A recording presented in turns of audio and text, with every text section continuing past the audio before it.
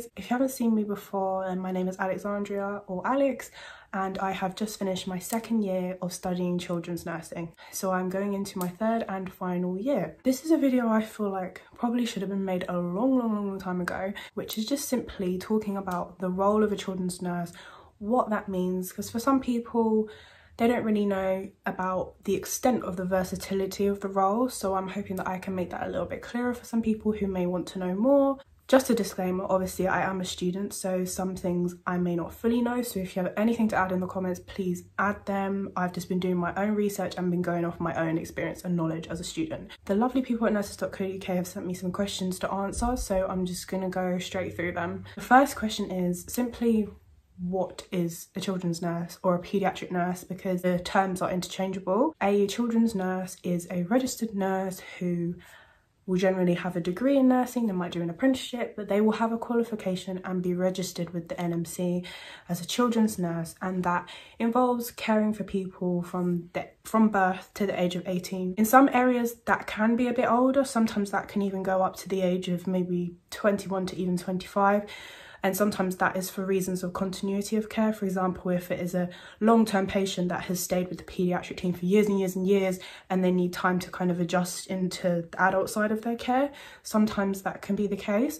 But generally speaking, places will take patients from birth up to the age of 18 and sometimes 16 actually. Sometimes they will take 17, 18-year-olds and put them under adult care, especially if it's busy and you've got a lot of little ones. So generally, children under the age of 18 or 16, literally right from when they're born. So it's a big variety of ages, sizes. Yeah, so it's a very versatile job, and you're looking after all sorts of different children with all sorts of different needs, from very acute problems, very chronic problems, trauma, all sorts of different things. It just depends on the setting that you work in. The second question is, what does a children's nurse do? I've made some notes, so if I look down, I'm just reading them. A children's nurse provides holistic care and support for children and their families.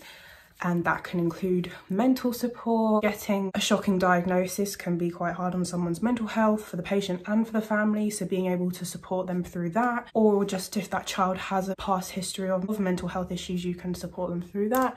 Obviously, you're supporting their physical needs, regardless of what is wrong with them, whether they have chronic issues, whether they've just come in with an injury or a virus, literally anything.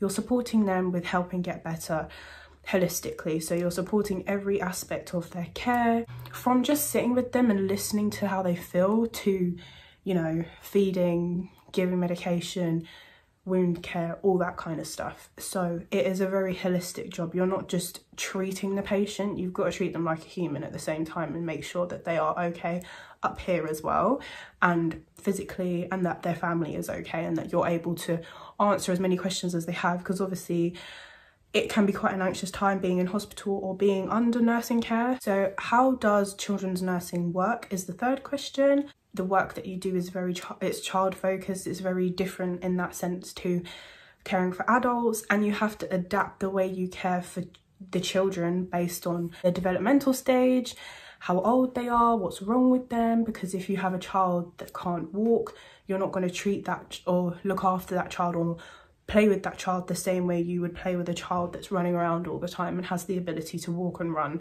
Children might have different levels of speech. There might be a language barrier. You have children from all different ages and stages of life, so you have to be able to adapt the way that you care for them accordingly, and that can be quite difficult, and it does take some getting used to, and it's something that I've been told that you just constantly learn to get used to on the job. So I think in that way, child nursing has a lot more versatility as opposed to just focusing on adult nursing, for example, because you've got a much wider range of patients to care for. The fourth question is, why is children's nursing important? In my personal opinion, I think children's nursing is important because it sets these children up for life. You know, if they have a good experience with nursing care or a good hospital experience, I mean, being in hospital is not good, but if you can make that less traumatic for them, that can set them up for life. You know, if you play a part in making them get better from something that's very traumatic, that can set them up for life and, you know, help them to live a healthy life in adulthood. And I think in that case it is very important, and it's also very important for the family as well, because you're not just supporting their child, you're supporting them as well. So And I think that is something that is quite special and particular to children's nursing, because it's that holistic care not only for the patient but for their family as well. And you're not just taking care of the patient, which can be quite a lot to process, but you do get used to it, and it is really, really rewarding at the end of the day. Number 5 is, what kind of symptoms do children's nurses treat? Now, this is a question, like, the answer is endless, really. It really depends where you're working, because there's so many different settings you can work in, which I'll talk about later. Symptoms, it depends on what's wrong with the child, really. You could be treating pain, so you're focusing on pain management. It could just be managing a chronic illness, or managing symptoms of maybe chemotherapy if you've got an oncology patient, helping a child manage diabetes. It could be managing pain in sickle cell crisis, or just general pain from an injury. Things like difficulty in breathing, you get that a lot in children, especially in the winter time. You could be treating mental health. It's really important to look for signs and symptoms of, you know, a child might be struggling with their mental health.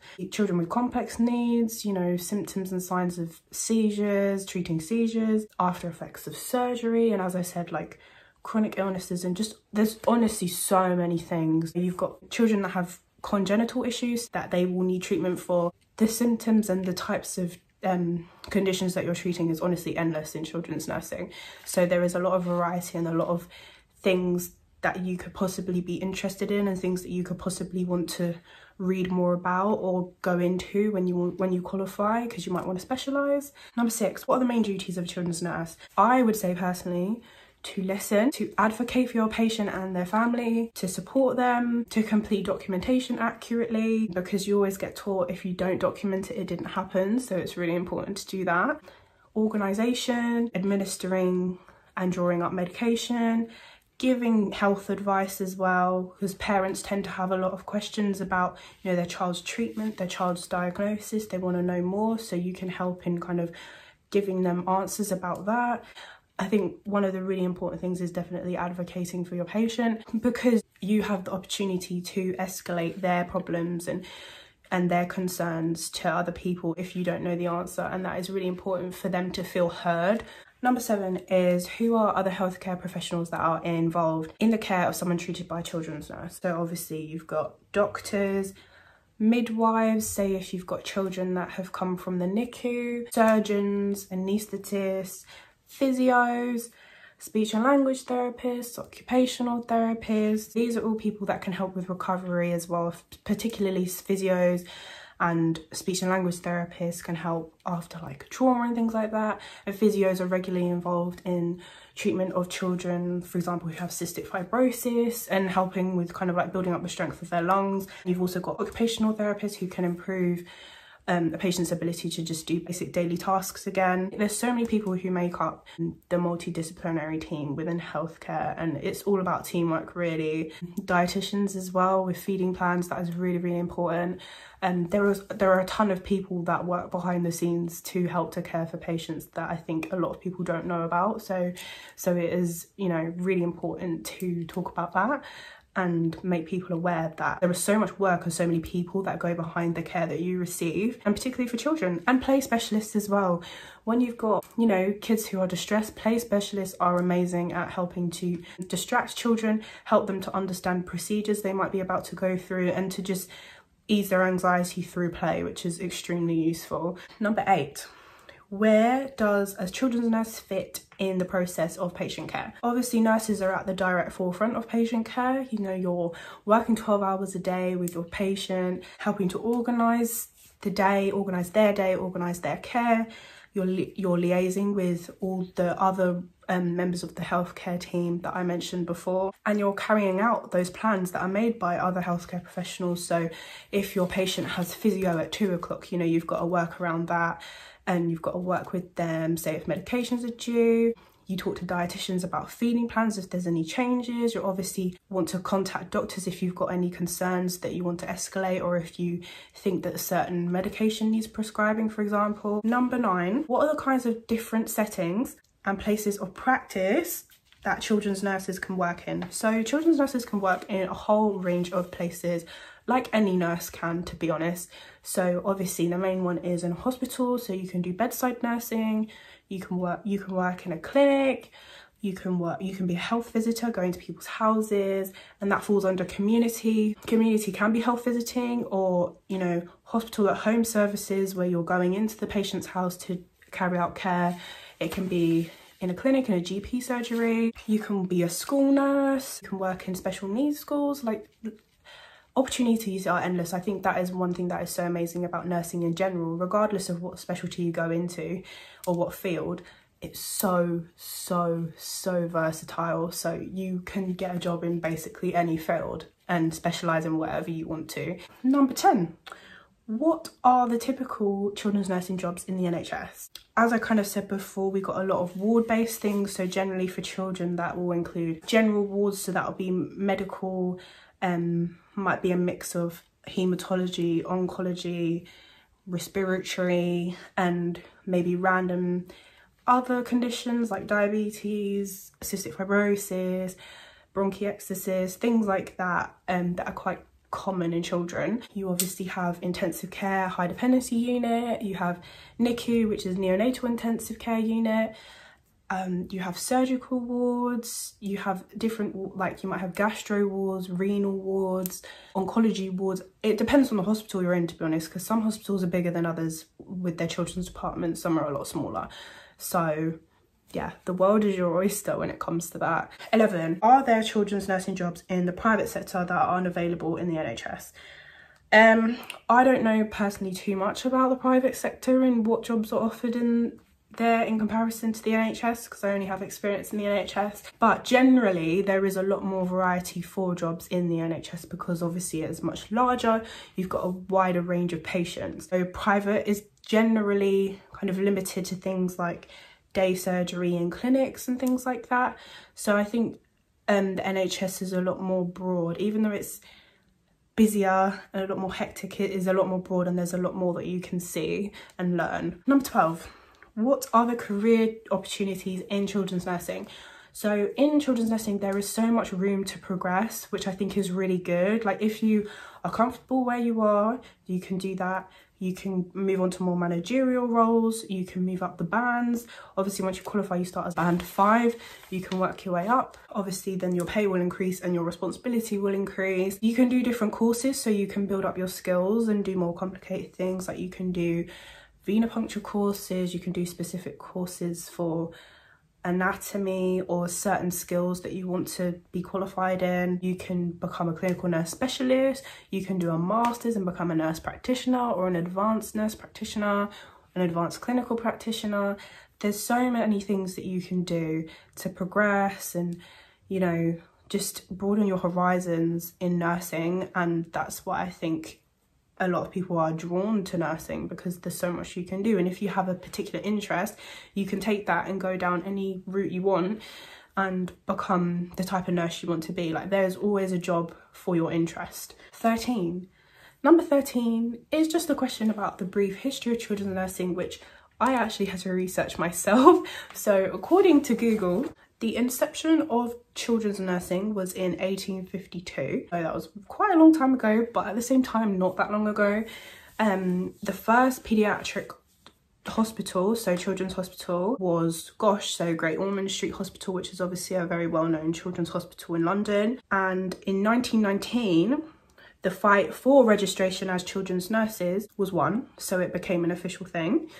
And the main aim of children's nursing was to normalise and make specialised nursing a thing in order to provide better efficiency of care for sick children, because obviously if you've got very general nursing with nurses who are more trained in adult care, the care that children are getting isn't going to be as specific to their needs. And that's not a question of their ability as a nurse, but I think by studying children's nursing particularly, you learn a lot about child development, you learn a lot about how to just simply interact with children and, you know, make them more comfortable in these situations. So I think that's why specialised nursing for children is so effective in improving their patient care. And the final question is, what is a brief outline of the day in the life of a children's nurse? So I can only speak from what I've seen and what I've experienced as a student, and it all depends on the role you have. Like I've obviously spoken about all the different roles that there are within nursing, children's nursing, but from my experience on the wards, I think is probably the most generic day in the life. You will receive handover at the start of your shift, and then after that you'll make your introductions to your patients and their families, and you'll do the bedside checks. So you've got to check that the suction's working and that there's enough suction catheters. You check that the oxygen's working, and then you check that the patient buzzer is working and that the emergency buzzer is working, because you never know what could happen. You'll document all of that. You'll plan out your day, so what medications are due, when you're going to do your observations, how often you have to do them. If you've got feeding to do, some patients, they might not feed orally, so if you've got to do NG feeds or PEG feeds or anything, if you've got fluids running, you'll need to prepare them. You'll have to document fluid balance a lot of the time, you know, documenting what patients have had to eat and drink and whether they've been to the toilet, if they've vomited, things like that. You'll have to probably liaise a lot with other members of the multidisciplinary team, so talking to doctors, dietitians, other nurses, physios, all those kinds of people. And then obviously you'll have to write your patient notes and make sure your documentation is up to scratch. And you know, and in between that, hopefully you'll have enough time to actually interact with your patient properly and talk to their parents and update them on what's going on, because that's really important. Children's nursing is a lot of fun. You know, children can be so unpredictable. They can really brighten up your day. I think personally it's a lot more of a positive environment being around children. Even when they're not very well, they come out with things that are so funny, and it's so nice to kind of be around a family, and it is so rewarding knowing that you can play a part in a child's care and hopefully in their recovery. And yeah, I hope that video helped you guys and gave you a bit more of an insight as to what children's nursing is if you didn't know. If you have anything to add to the video, then make sure you comment in the comments below anything you want to add to the questions that I've answered. If you have any questions, then comment them down below. I'm hoping that video made some things clearer for you guys and answered any questions that you might have had about the course or about the career and the role in general. But yeah, thank you for watching the video. Bye.